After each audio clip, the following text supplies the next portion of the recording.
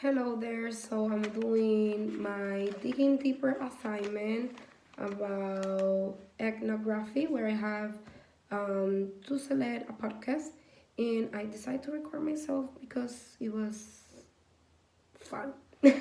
um, so I picked the podcast ethnography.etiler.org, which it was like the first one in the list.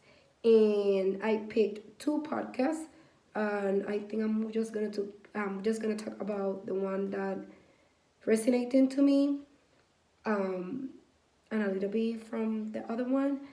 So it was like a studying online community. I select this one because I never heard about this topic, and it was like, oh, digital, like it must be something different to know. And it was by Saiwan O Mahoney, and as I mentioned, it was a study about online community, and he has spent like 10 years collecting data. And in this podcast, um, with Pedro Monteiro, they talk about the project in general, like a general overview, and the pro and cons about this type of study. And of what I read and I remember, it was totally digital, and the data collection was through like technically like grabbing information from the participants.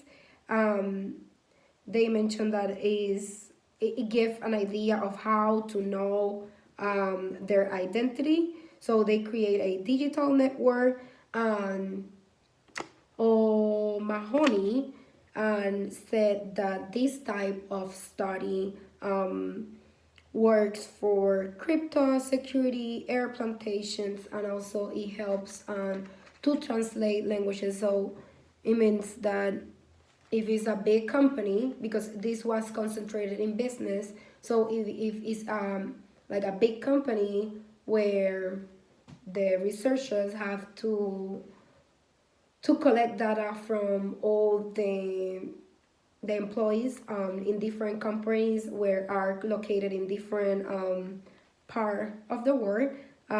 They translate like the language. I think that was like a pro. Um, and they code the language in something challenging that they mention is that there are a lot of acronyms, which makes a little bit challenging to code like the whole information. But like this project is like online, so the participants and the researchers advantage are that this can be like that the agreement is offline, that there is accessibility like all the time, it cluster, and is a social language, I mean a social media side reputation market. And yep, some of they specify also that this is a combination of ethnography with quality data. And yep, so they mention also about how they move to two stages like behavior changes, um, feedback, permission, and there are like exception in privacy. And yep, so another thing that I learned from this podcast is that they will have like different representation, like visual data and maps artifacts. I'm not concentrated in what is business, so I don't think this is something that I will use, at least like I'm not a savvy person, so I don't think this is something that I will use. But I know now some of the hidden benefits, which is not that I'm not quite agree with this type of research or ethnography, digital ethnography, is that um, there are hidden benefits like studies in anonymity, like blend real life with online, because like all the stuff will be like online. Like it's not that I'm gonna have this one-on-one conversation with someone else, or like this person to person relationship.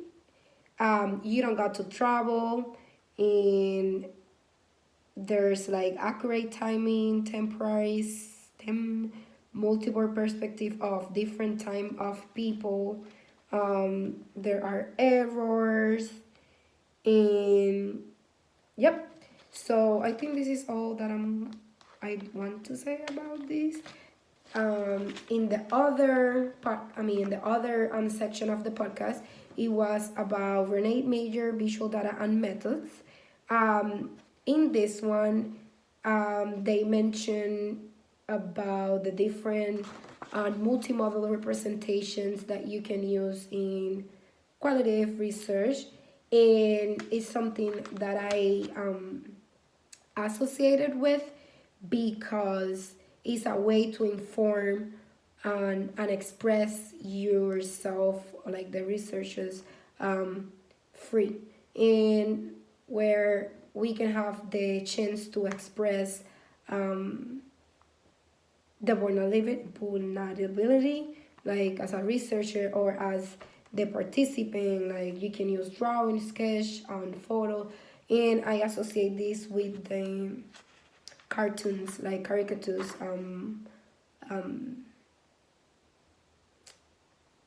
What we mentioned in the class, your work, Sally. um, so yeah, so that's all, and thank you. Bye.